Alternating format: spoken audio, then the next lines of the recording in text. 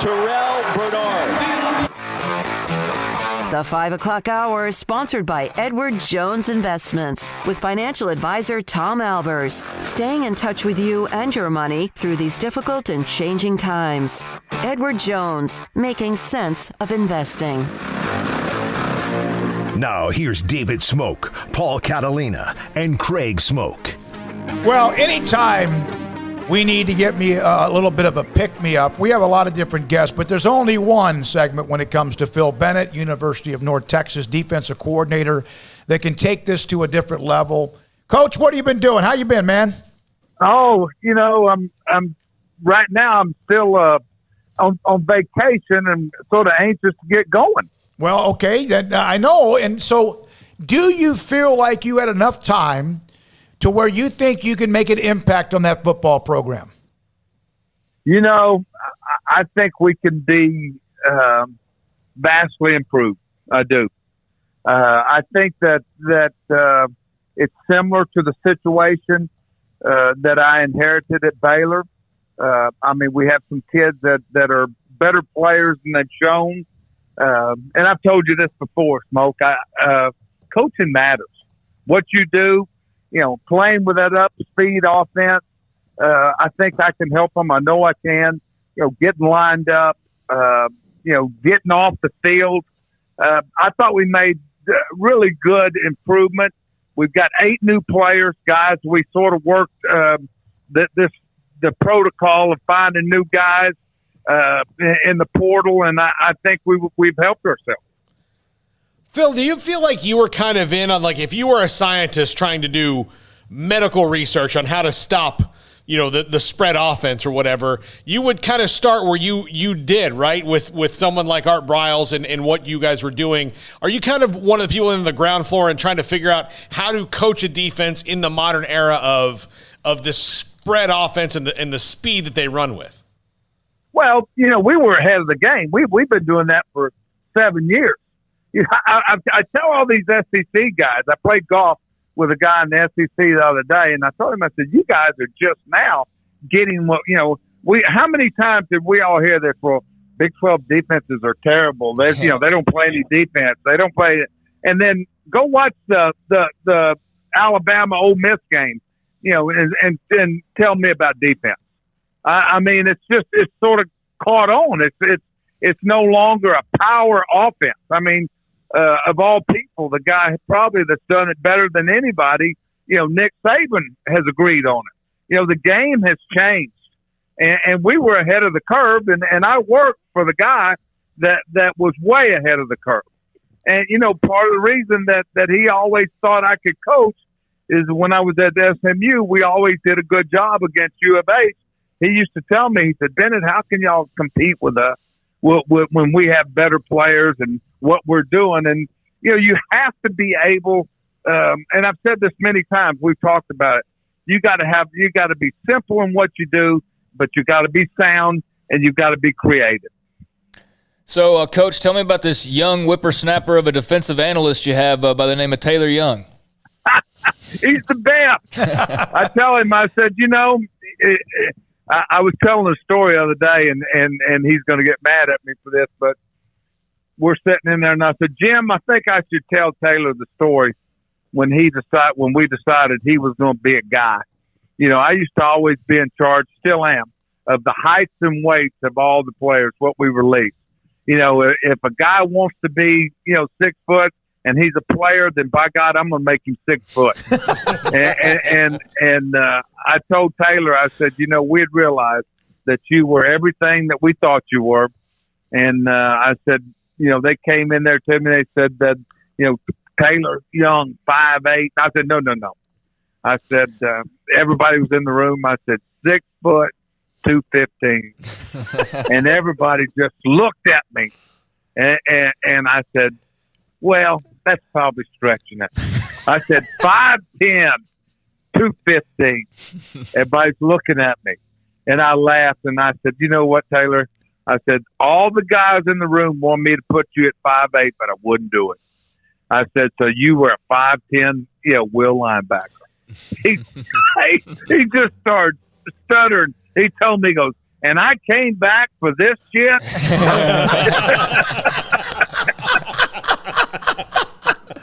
Oh, my God. Oh.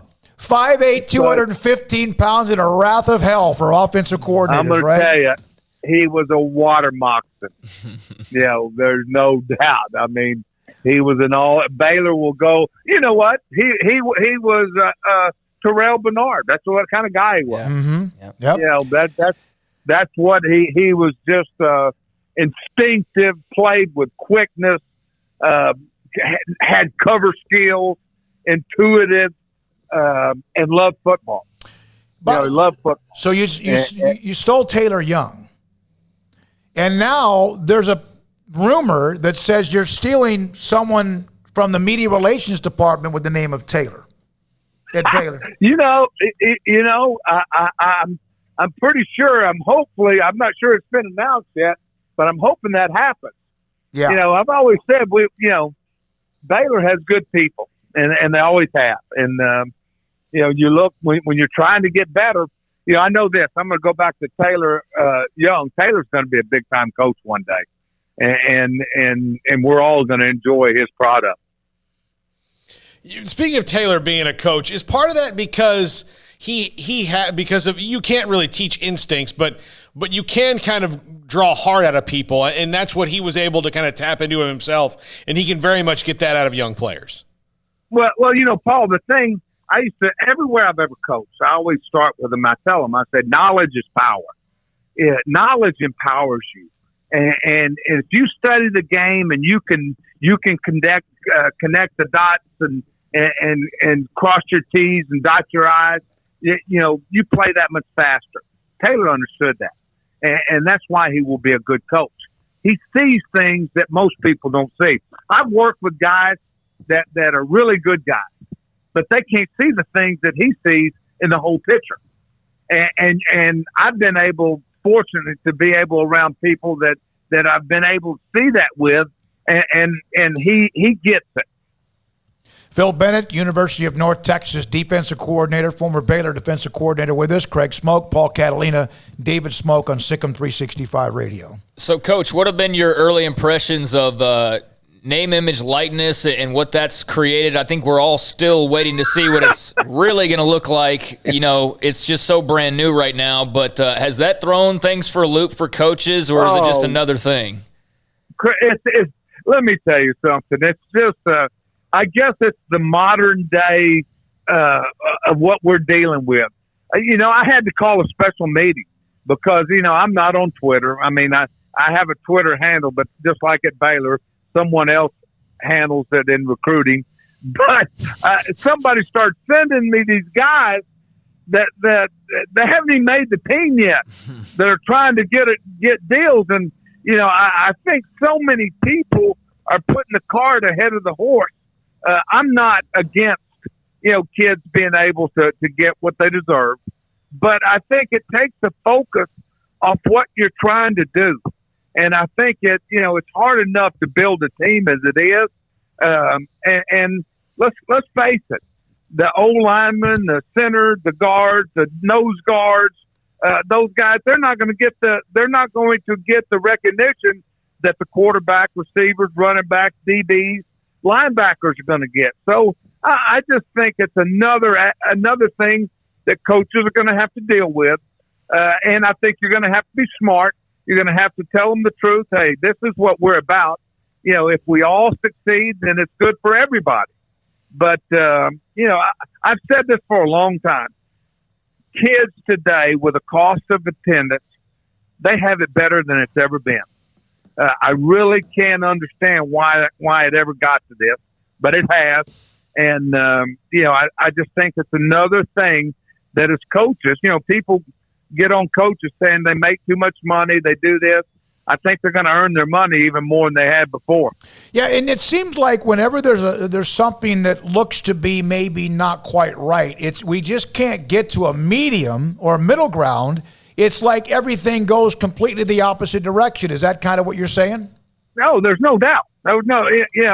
We could have probably, but it's part of this wokeness we're dealing with, man. I mean, it's not just in politics. It's in athletics. It's everything.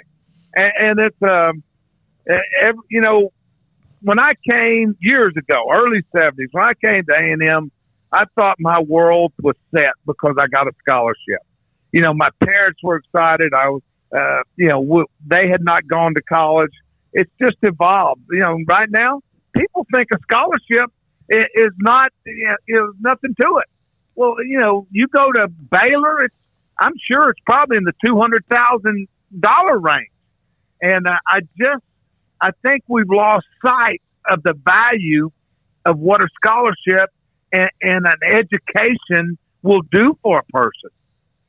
Yeah, Phil, actually, we had Mac Rhodes on the other week, and I asked him, not because I'm like you, I'm all for guys, you know, making what they can off their own name and all of that, but I asked him just between tuition, free gear, meals, hotels, tickets, family travel, camps, like, I mean, it goes on and on and on, and you add it all up, and it's like, geez Louise, there's already quite a bit on the plate right there, but I think you've kind of wrapped everybody's opinion up quite nicely, for sure.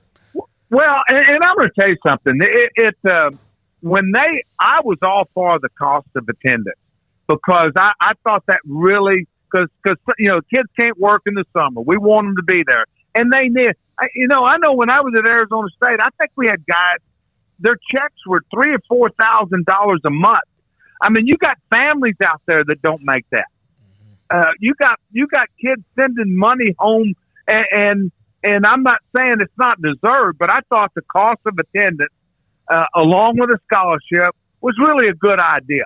It was fair, you know, because the kids couldn't work.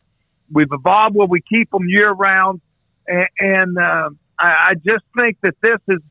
I think people are going to have to tread very slowly as this thing goes, and I think it's going to be harder for the coaches to keep things in line of building a team, and that's what we're all trying to do. We've got a common goal, and everybody's got to do their part, and that old saying of you know, you give everything you've got, and we all build this thing together, and we'll enjoy the you know, I'm not sure that stands right now. Yeah, is this also, I mean, I know that, like, there's a school of thought that says, well, this kind of eliminates the $100 handshakes and things that, you know, can bring a whole season down because, you know, boosters can do that. But is it just maybe a new way to worry about the same problem for coaches? Oh, absolutely. Do you not think there's – listen, I saw a deal of all people. Deion Sanders had a great quote. He said, they're fixing to meet a guy called IRS. You know, yeah. And listen, it creates problems for them. You know, they don't understand the taxes. They've never dealt with the taxes on these things.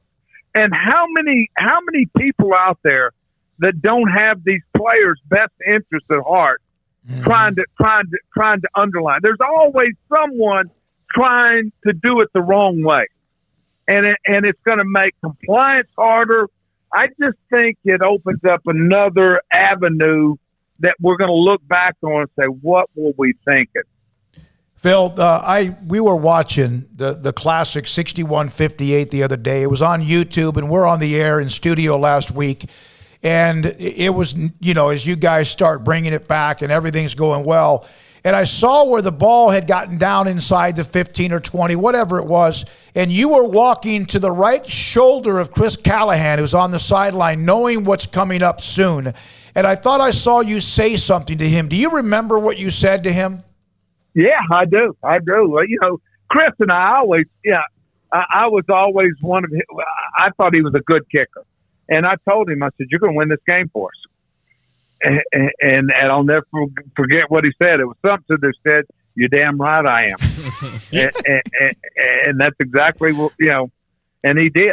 You know what he said after the game? He said, "I'm a damn good kicker, and I know it." Yeah, in the game. Yeah, in the post game, he said that. Well, you know, I always tell people, always ask me about that game, and I always kid them. I mean, you go back and look at the stats. Somebody said, you know, one time. You know, Gary Patterson said, hey, you know, terrible defense both sides. Well, let me tell you something. We didn't play terrible. Listen, we had, I think we gave up 440 yards they gave up almost 800. We had 44 first downs. They only had 19. You know, we had like 4 takeaways. They had 2. And when the game was on the line, you might correct me on this, Smoke, but I think we had 4 straight 3-and-outs, or we got the ball where they didn't get more than 1 first down. Yep. And when you look at that game, it was an interception for a return, a fumble for 21 points. We weren't even on the field. Yeah. And I always laugh. And all the coaches at TCU told me, said that burns him up when he hears you say that, and I just laugh at it. Have you gotten to hear him sing, Gary? Yeah. I don't care anything about hearing him sing. Yeah, I've heard him sing, but it wasn't a song. But I've heard him. You know, you're right. I'm with him on the singing part, and also that was a 4-point game at halftime. Yeah, like that's all it was. It was a high-scoring 4-point game, and then, like you said, there was just that stretch of the pick six near the Yeah, and you know what though? He's a great coach. Oh, and he's done a great job, and I love jabbing, but they've done a great job. But then that day, it wasn't. Listen, without a question, we were the best defense on the field, without a question. Yep. Phil, I asked this question to Baylor fans the other day. This can go back forever, but during your time there, is there one play you wish would have been different? Offense, defense, anything. Is there one play that you wish during your time at Baylor had gone differently? Bryce Petty inside the 5 trips and falls, the penalty or 2 against Michigan State. Anything in particular that pops out of your mind is, God, if it could have just been one play. We lose him? No, he's still there. Coach, can you hear us? Let me see. Yeah. I thought he was thinking about it. Yeah, no, I don't know if you heard my question. The one play without question is getting timeout called before we're going to kick the field goal to ice the game at Michigan State. Yeah. We had said we were going to call a timeout. We weren't going to kick the ball. And our holder, knowing that, lines up at I don't know if many people know that. He lines up like at 3.5, 4 yards. Not a normal depth. Andrew Perkins. And he knew we were going to call a timeout. Well, we were talking about situations. And I'm telling you, we had a ACC crew, and they lined up. I mean, they were pushing us on time to kick the ball. And Perkins, it wasn't his fault. It was our fault as coaches. But we got all wound up, and we kicked the ball, and it got blocked because we were not in the right position. I wish we could have got it. And if you remember, Art was trying like crazy to call a timeout. And that was the flip of the game. It would have been better just to get a delay of game. Absolutely. Wow. Absolutely. I've never heard that side of the story. Yeah. And you know what? The other thing, and you can cry, but when Taylor scored that touchdown, we intercepted the quarterback. They run a crossing route. We had almost intercepted it before. And the umpire, we were right. We knew we were right.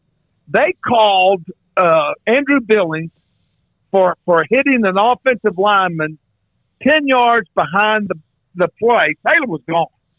And this umpire saw this lineman fall. Well, the truth of the matter is he was trying to jump over, I believe it was Bo, and he fell, and Billings was behind him. And Billings had his hands up, did not touch him. And they called. That's what they called, and it was a terrible call. He never got it. And then the next play, we get down there. If you remember, we run a bender, and the only offensive face mask was on Corey Coleman. Yep. The kid had him by the collar, and it should have been a penalty on them. They called Corey at the 1 yard line for face mask. Do you remember that? Oh, yeah. I remember that because I don't think I've seen a call like that since. Yeah. Listen, we went back, and the the guy that was the head of officials, Art asked him, how many in the ACC offensive face mask did you call on a receiver? And he said, none. Yeah.